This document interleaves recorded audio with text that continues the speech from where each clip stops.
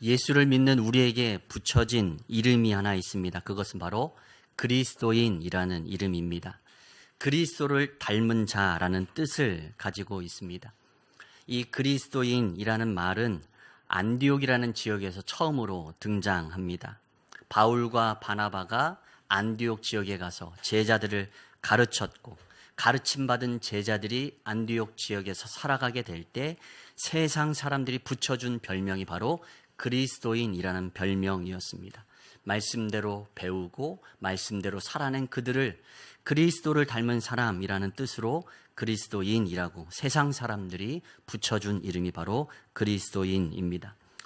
그렇다면 초대교회 당시에 예수 믿는 사람들 스스로가 자신을 무엇이라고 인식하고 설명했는가? 밖에 사람들은 그리스도인이라고 말했는데, 그럼 성도들은, 예수를 믿는 사람들은 스스로를 무엇이라고 인식하고 설명했는가? 사도 바울이 이제 로마 교회 성도들을 향하여 쓴 편지가 로마서인데, 그 로마서 말씀에서 우리는 힌트를 발견할 수 있습니다. 로마서 앞부분에 로마서 1장 7절에 이렇게 말합니다.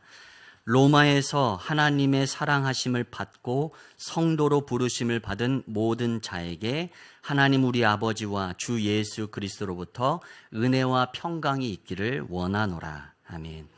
편지의 앞부분의 인사말 부분입니다. 사도 바울이 로마 교회 성도를 향하여서 두 가지로 부르고 있습니다. 하나님의 사랑하심을 받고 성도로 부르심을 받은 모든 자에게라고 말하고 있습니다.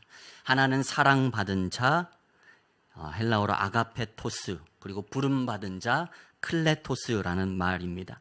사랑받은 자라고 했을 때 이 아가페토스라는 말은 아가페라는 말에서 파생되었습니다.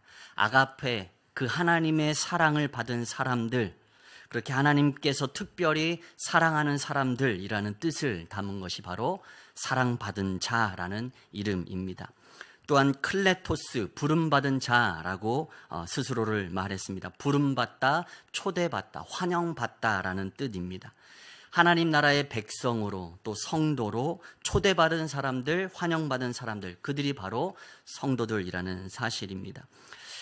그리스도인이라는 이름 대신에 오늘 이 이름으로 우리가 세상에서 불림받는다면, 세상 사람들이 우리를 향해서 부른다면 어떤 느낌이 들까요? 너는 하나님의 사랑받은 사람이야, 너는 성도로 부름받은 사람이야 라고 세상 사람들이 우리를 향해 그렇게 말한다면 우리의 마음가짐 또한 다시 새롭게 될 것 같습니다. 나는 하나님의 사랑받은 사람이지, 나는 성도로 부름받은 사람이지 라는 생각을 우리 스스로가 다시 한번 되뇌이게 될 것입니다.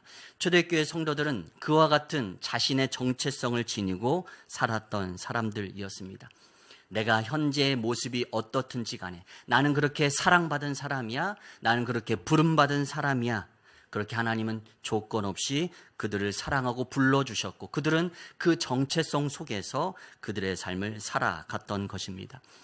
빌립보서에 보면 사도 바울이 이렇게 고백하는 장면이 있습니다. 오직 내가 그리스도 예수께 잡힌 바 된 그것을 잡으려고 달려가노라. 아멘. 오직 내가 예수 그리스도께 잡힌 바 된 그것을 내가 잡으려고 달려가노라 말합니다.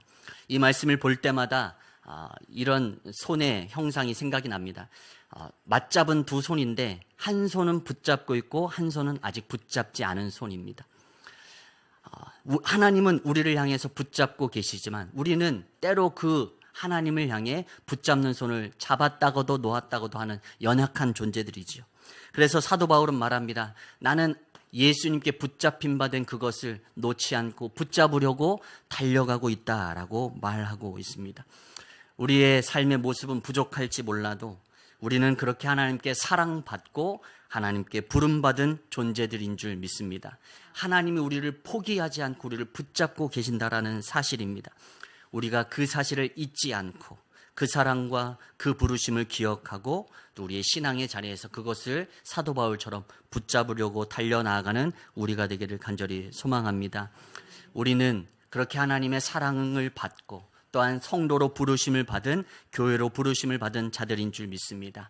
우리의 삶의 모습이 때로는 부족하고 연약할지라도 이와 같은 우리의 정체성에 대한 자부심을 갖고 오늘도 살아가게 될 때 하나님께서 우리를 붙잡고 계시기에 우리의 삶을 또한 그러한 삶으로 이끌어 가실 줄 믿습니다.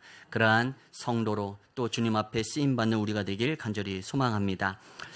오늘 말씀의 주인공 요셉, 그의 별명은 꿈꾸는 자입니다. 오늘도 요셉의 인생 속에서 하나님이 일하시는 손길을 통해서 함께 은혜 나누고자 합니다. 먼저 첫 번째로 요셉이 꾸었던 그 꿈은 하나님이 주신 꿈이었습니다. 먼저 요셉은 어떤 사람이었는가 말씀을 통해 보면 아버지 야곱에게 특별히 사랑받는 아들이었습니다. 야곱엔 12아들이 있었습니다. 그런데 그 중에서도 요셉이 특별히 사랑받았습니다. 왜 그렇게 특별히 사랑받았는가 그 이유에 대해서 창세기 37장 3절은 이렇게 말합니다. 우리 같이 한번 읽겠습니다. 시작. 요셉은 노년에 얻은 아들이므로 이스라엘이 여러 아들들보다 채색 옷을 지었더니. 아멘. 요셉은 노년에 얻은 아들이므로 라고 기록하고 있습니다. 요셉은 인생의 노년에 그 말년에 얻은 아들입니다. 그래서 여러 아들들보다 더 사랑했습니다.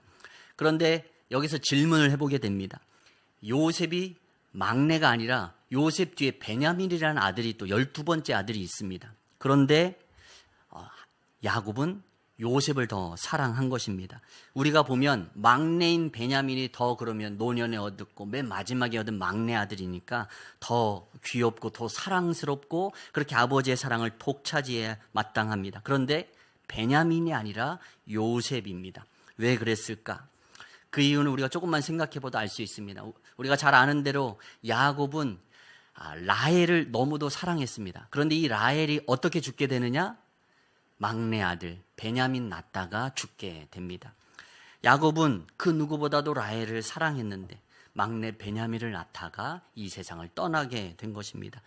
야곱이 베냐민을 미워한 것은 아니지만 베냐민을 볼 때마다 먼저 떠난 그 라헬이 떠올라서 가슴 아팠을 것입니다. 그래서 야곱은 11번째 아들인 요셉을 그토록 가장 사랑했던 것입니다.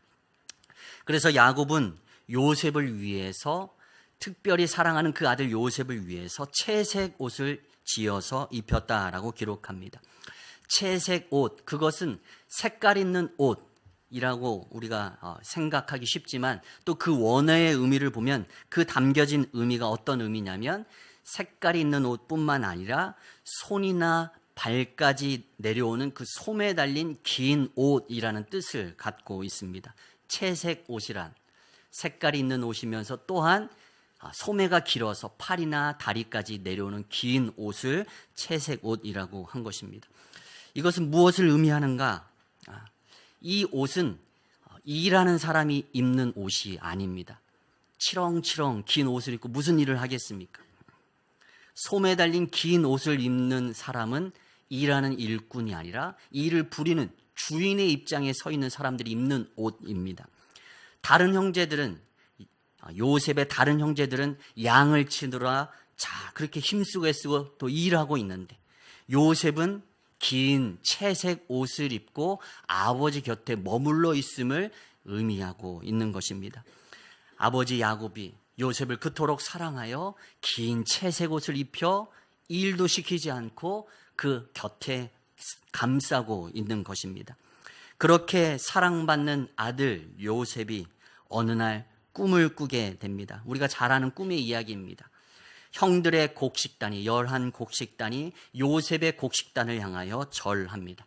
또 며칠 후에 또 다시 꿈을 꾸게 되는데 그 꿈은 해와 달과 11별이 요셉을 향하여 절하는 꿈입니다. 꿈의 내용이 썩 유쾌하지 않습니다. 안 그래도 채색 옷을 입혀서 일도 시키지 않는 그 요셉을 보면서 형들은 심기가 불편한데 그의 꿈 이야기를 들으니 이 일을 계기로 형들은 요셉을 더 미워하게 됩니다. 요셉은 이 꿈을 꾸었을 당시 이 꿈의 의미가 무엇인지 알지 못했습니다. 그러나 이 꿈을 꾼 지 약 20년이 지난 세월이 지나 요셉은 애굽의 총리가 되어서 이 꿈이 무슨 의미인지 뒤늦게 알게 됩니다. 흉년으로 인해서 곡식을 구하기 위해 애굽에 찾아온 요셉의 형들이 애굽의 총리가 된 요셉 앞에 꿇어 절하게 됩니다.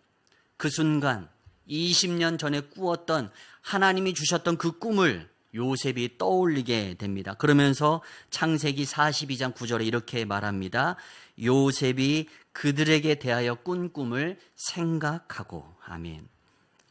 20년 전에 꾸었던 꿈, 의미도 알지 못했고 그것이 어떤 일을 일으킬 것인지 알지 못했지만, 예상하지조차 못했지만 20년이라는 세월이 흘러 자신 앞에 꿇어 엎드려 절하는 형들의 모습을 보며 20년 전의 꿈의 내용이 생각난 것입니다. 요셉이 그들에 대하여 꾼 꿈을 생각하고. 그래서 오늘 이 요셉의 꿈의 이야기를 통해 우리가 주목해야 될 부분은, 요셉이 그 꿈을 꾸었을 때부터 20년간 내가 이 애굽의 총리가 될 거야, 그러한 마음을 갖고 목표를 세우고 열심히 달려와서 20년 후에 애굽의 총리가 되었다라는 것이 아니라는 사실입니다. 자신도 그 꿈이 무엇인지 의미를 알지 못했고 어느 날 뒤돌아보니 그 꿈대로 되었다라는 것입니다.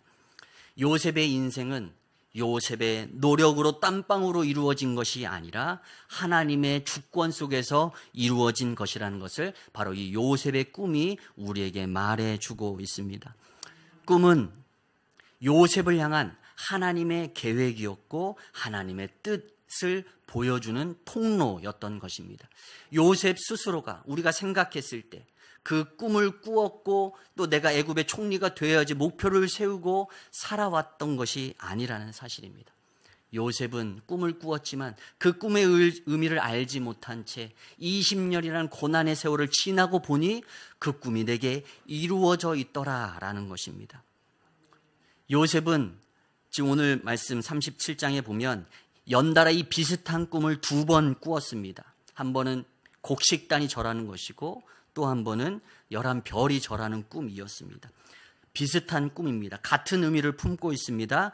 그 같은 의미를 품고 있는 꿈을 2번 연속해서 꾸었다라는 것은, 그것은 하나님의 뜻이 이미 그렇게 하기로 정해졌다라는 의미였습니다. 이 의미를 훗날 바로 왕의 그 꿈 속에서 요셉도 깨닫게 됩니다.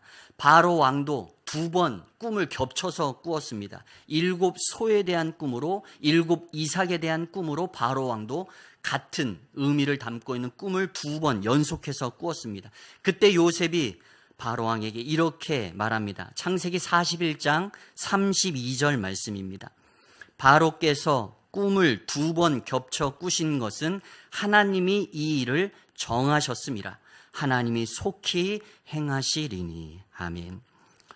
요셉이 연속해서 꾸었던 이 2번의 꿈은 하나님이 요셉 삶 가운데 반드시 이루겠다 작정하셨음을 의미하는 것이었습니다.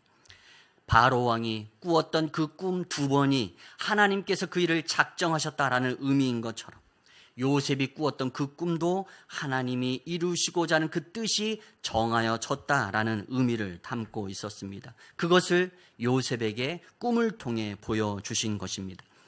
요셉은 자신의 인생을 자신이 계획하거나 그 일을 이루기 위해서 무엇인가 노력했던 인생이 아니었습니다.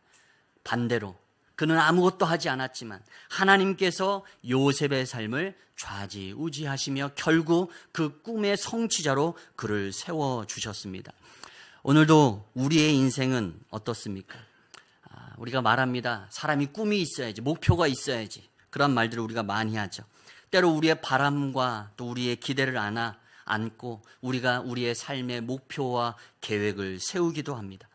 그러나 우리의 인생이 어찌 우리의 뜻대로만 됩니까? 그렇게 되지 않을 때가 너무도 많지요. 우리의 인생은 그토록 우리가 바라고 원하는 대로 이끌어갈 수 없는 인생임을 오늘도 요셉의 이 모습을 통해서 다시 한번 깨닫게 됩니다. 사도 바울도 그랬습니다. 사도 바울은 놀라운 복음의 전도자이죠. 소아시아 지역에서 수많은 교회들을 개척하며 그렇게 복음을 전하려고 애썼던 사람입니다. 어느 날 소아시아에서 계속해서 장소를 옮겨가며 순회 복음 전도자로 교회를 세워나가고 있는데, 그렇게 그곳에서 또 소아시아 지역에서 교회를 세워나가기 위해, 복음을 전하기 위해 그렇게 애쓰고 있는데, 그러나 어느 날 바울의 앞을 성령께서 가로막으십니다. 더 이상 소아시아 지역에서 복음을 전하지 못하도록 막으십니다. 그리고 마게도냐 땅으로 사도 바울의 발걸음을 이끄십니다. 그리고 그 발걸음으로부터 시작해서 로마로, 그리고 전 세계로 복음이 퍼져나가게 하십니다. 바울이 계획한 복음 전도의 여정이 아니었습니다. 로마가 이 세상을 지배하고 있으니 로마의 복음이 전해지면 온 세상에 더 빨리 복음이 전해지겠지라고 생각을 해서 계획을 세워서 마게도냐로, 로마로 옮겨갔던 것이 아니었습니다. 바울이 계획한 것이 아니라 성령 하나님께서 바울의 걸음을 인도해 가신 것이었습니다. 오늘도 요셉의 삶도 마찬가지입니다. 꿈의 주체는, 계획의 주체는 요셉이 아니라 하나님이셨습니다. 오늘도 우리의 인생의 주체는 내가 아니라 하나님이신 줄 믿습니다. 오늘도 내가 나의 모습을 보았을 때 내가 세울 수 있는 목표의 한계가 있습니다. 어떻게 요셉이 애굽의 총리라는 목표를 스스로 세울 수 있었겠습니까? 절대 그럴 수 없습니다. 그러나 하나님께서 꿈을 주시고 하나님의 계획대로 그의 삶을 이끌어 가셨습니다. 오늘 우리의 삶 속에도 마찬가지입니다. 우리가 꿈꾸지 못할 꿈을 하나님은 우리를 향해서 꿈꾸고 계시고 계획하고 계시는 줄 믿습니다. 우리의 인생에, 그리고 우리의 자녀들의 삶 속에, 그리고 우리의 자손들의 삶 속에 하나님이 그렇게 꿈꾸고 계획하고 또 그 꿈을 이루어가기 위해서 보이지 않게 오늘도 우리의 인생 뒤편에서 보이지 않는 손길로 일하고 계시는 줄 믿습니다. 예레미야 33장 2절은 이렇게 말합니다. 우리 같이 한번 읽겠습니다. 시작. 이를 행하시는 여호와, 그것을 만들며 성취하시는 여호와, 이같이 이르시도다. 아멘. 하나님은 일을 계획하시고 또 그 일을 행하시고 계신 전능하신 하나님이신 줄 믿습니다. 하나님을 믿는다라는 것은 하나님의 손에 우리가 붙들렸다, 붙잡혔다라는 의미입니다. 하나님께서 우리를 그토록 사랑하시고 하나님께서 우리를 교회로, 성도로 우리를 부르시고 그래서 오늘도 주의 뜻 가운데 우리를 붙잡고 그 뜻 가운데로 우리를 인도하고 계시는 줄 믿습니다. 아직 내 삶의 그 목표가, 그 과정이 내 머릿속에 다 그려지지 않지만 그럼에도 불구하고 하나님이 나의 삶의 그 꿈을 이루기 위해서 이루어 가고 계시고 일하고 계시는 줄 믿습니다.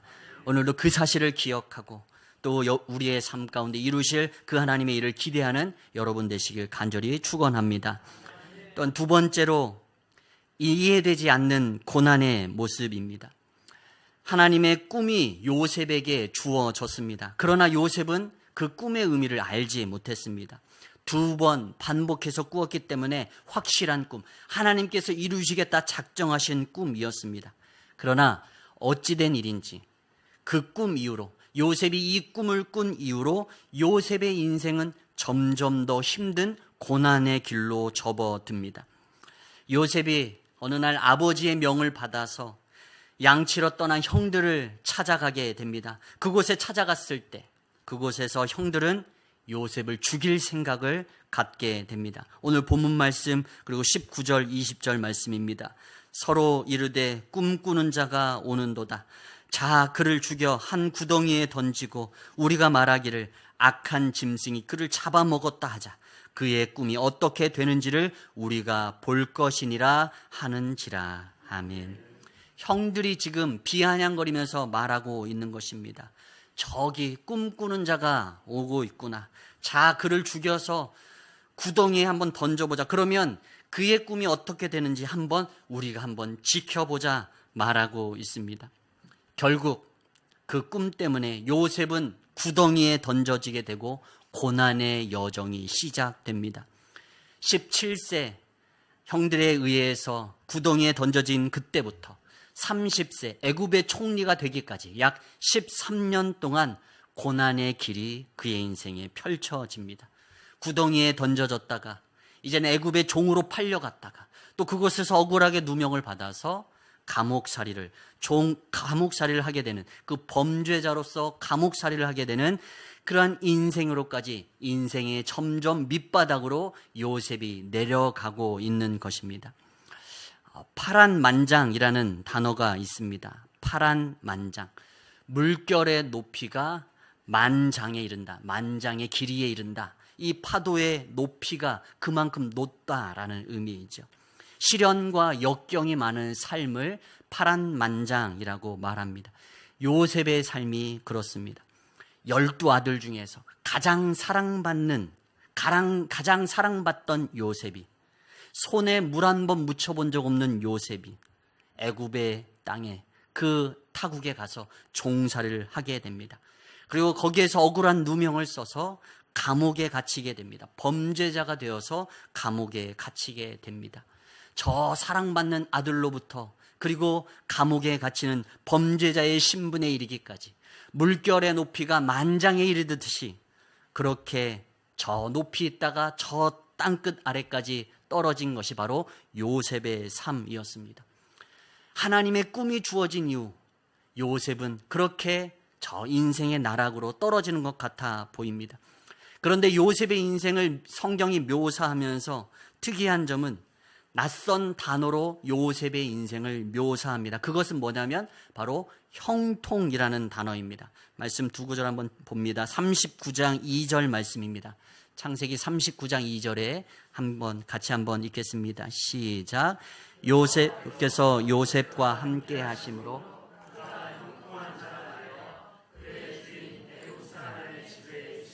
아멘.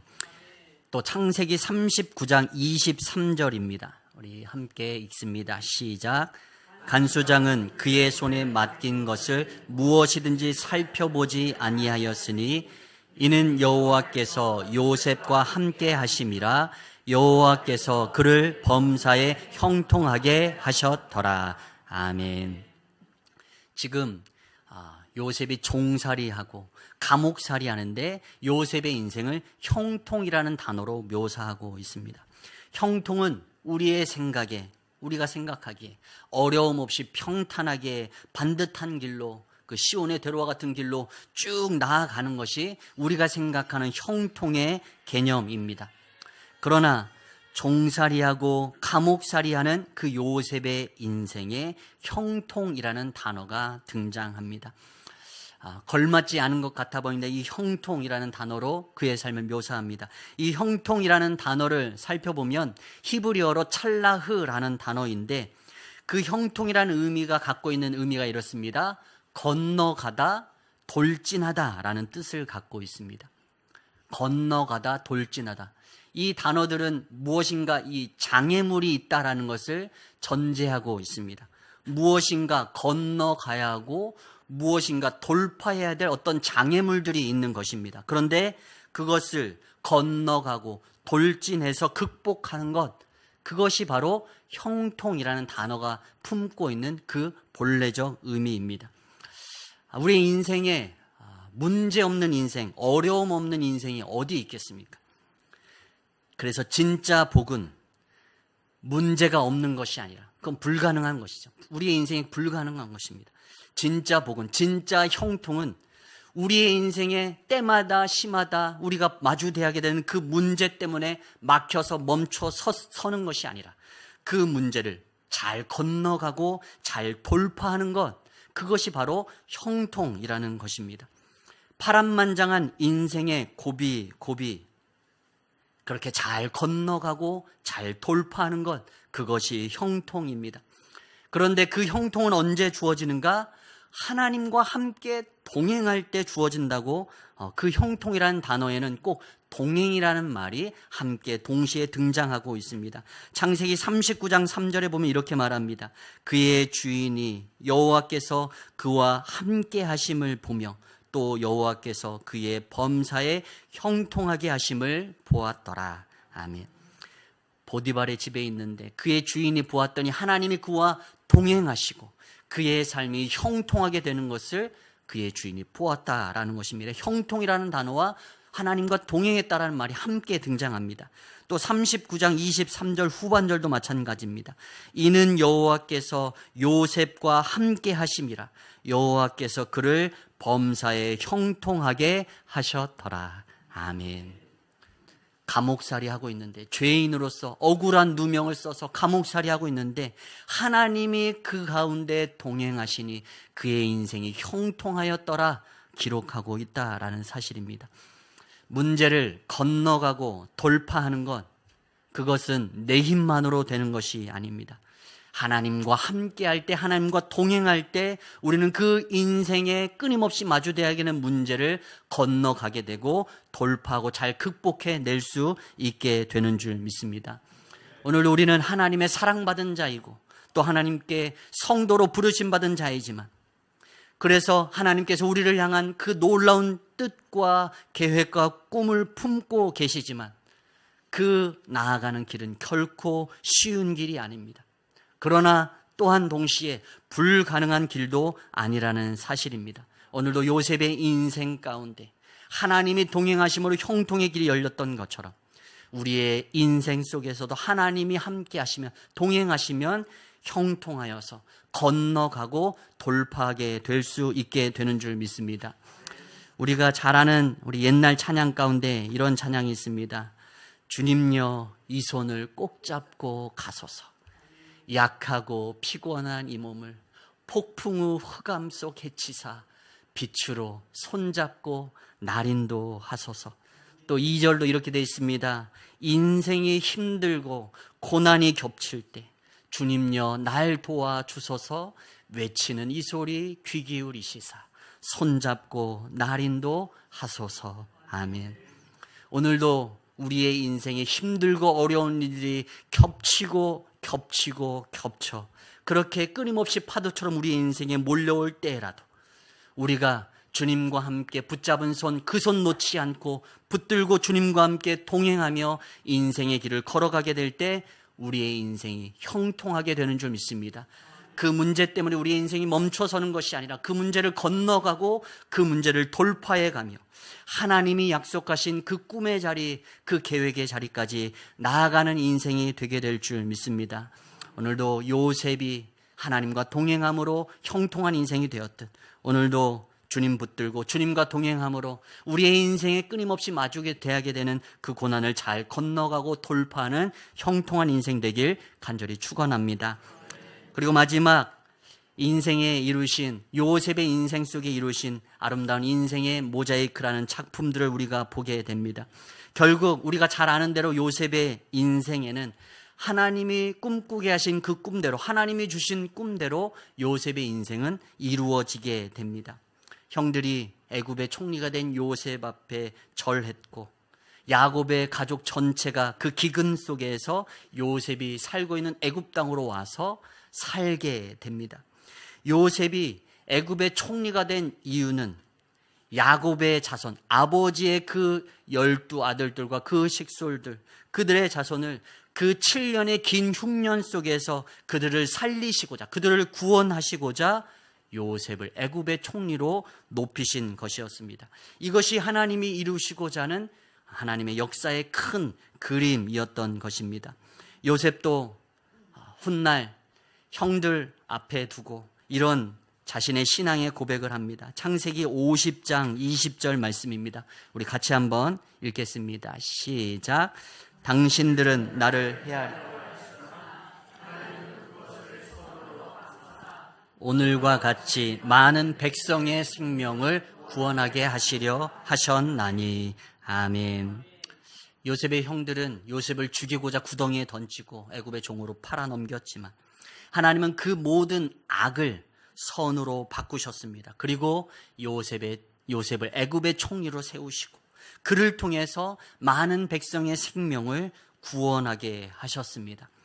요셉이 하였던 이 믿음의 고백과 똑같은 고백이 신약성경 로마서 8장 28절에 등장합니다. 우리 같이 한번 읽겠습니다. 시작.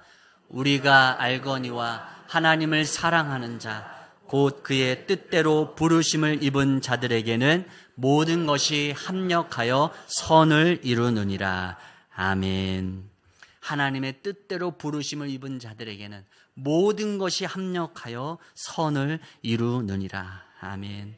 형들의 미움과 시기도, 또 보디발의 아내의 그 유혹도 요셉의 인생을 구덩이와 감옥살이로 나아가게 했지만 결국 그 모든 것이 합력해서 하나님의 뜻 안에서 합력해서 선을 이루게 되었습니다.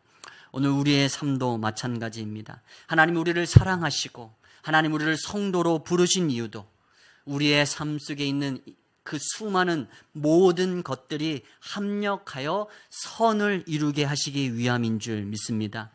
이 모든 것 안에는 좋은 일들만 있는 것이 아니죠. 우리의 인생에 어찌 좋은 일들만 있겠습니까? 요셉의 인생처럼 원치 않는 억울한 일들도 있고 원치 않는 사고도 당하게 되고 수많은 시련과 고난이 우리의 인생 가운데 다 포함되어 있습니다. 이것이 모든 것입니다. 하나님의 뜻대로 부르심을 입은 자들에게는 이 모든 것이 합력하여 선을 이룬다 말씀하고 있습니다. 퍼즐 조각이 그렇습니다. 흩어져 있으면 그 그림이 무엇인지 우리는 전혀 알 수 없습니다. 그런데 기준점을 잡고 하나씩 맞추어 가다 보면 그 퍼즐 조각이 결국 우리에게 보여주는 그림을 마침내 우리가 마주대하게 됩니다. 우리의 인생의 조각난 퍼즐처럼 때로는 시련과 역경과 고난 속에서 내 삶의 모습이 어떤 방향으로 나아갈지 알지 못하는 그러한 낙심의 자리에 있을 때도 있습니다. 그러나 우리가 기억할 것은 모든 것이 합력하여 선을 이루게 하실 것이라는 신실한 하나님에 대한 믿음인 줄 믿습니다. 퍼즐 조각 그 하나를 볼 땐 그림이 보여지지 않지만 훗날 하나님이 그 조각을 맞추시고 내가 원하는 선도 있지만 내가 원치 않는 악도 있을 것인데 그 모든 것들이 합쳐져서 하나의 그림을 이루게 된 것을 훗날 보게 되었을 때 우리는 그곳에서 하나님을 찬양하고 하나님께 영광 돌리게 될 줄 믿습니다. 모자이크라는 기법이 바로 그렇습니다. 돌이나 유리나 깨어진 조개 껍데기 같은 것들로 그렇게 조각을 하나하나 맞추어서 하나 된 작품을 이루어가는 기법이 바로 모자이크 기법입니다. 우리의 인생도 그와 같습니다. 하나님이 우리의 삶 가운데 뜻하신 큰 그림이 있는데 우리의 눈에는 조각난 그 각기 다른 재료들만 우리의 눈에 보입니다. 그러나 하나님의 손에 이것이 붙들리게 되었을 때 그것은 하나의 아름다운 작품을 이루게 되듯 오늘도 모든 것이 우리의 삶 속에 합력하여 하나님의 뜻을 이루는 선을 이루게 될 줄 믿습니다. 지금 이 순간엔 내게 이해되지 않아도 내 머릿속에 그려지지 않아도 하나님은 반드시 그의 뜻대로 우리의 삶 가운데 이루실 줄 믿습니다. 오늘도 요셉의 인생 속에 아름다운 하나의 작품을 완성하시듯 우리의 그 모자이크 삶 속에서 조각난 우리의 삶 속에서 하나님이 이루실 큰 그림들을 믿음의 눈으로 볼 수 있는 우리가 되길 간절히 소망합니다.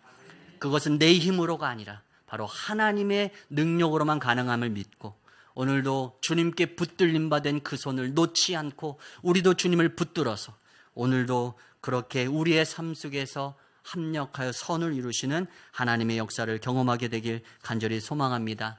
그렇게 요셉의 인생처럼 하나님께 큰 기쁨 드리는 여러분 모두 되시길 간절히 축원합니다.